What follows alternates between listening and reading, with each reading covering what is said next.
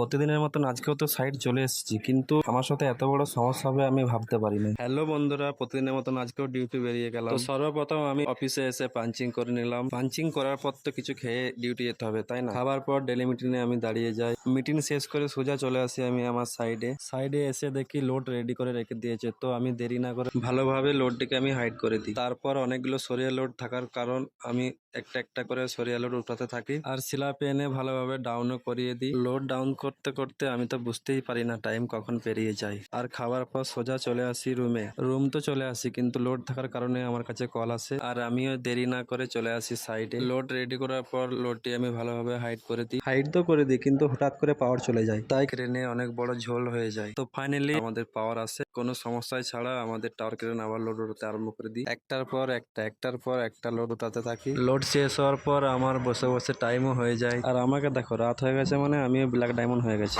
আর finally সব কাজ শেষ করে আমিও চলে আসি রুম। আর হ্যাঁ, তোমরা কিন্তু ভিডিওটি ভালো লাগলে লাইক, কমেন্ট, শেয়ার, সাবস্ক্রাইব করতে কিন্তু ভুলো না। ধন্যবাদ।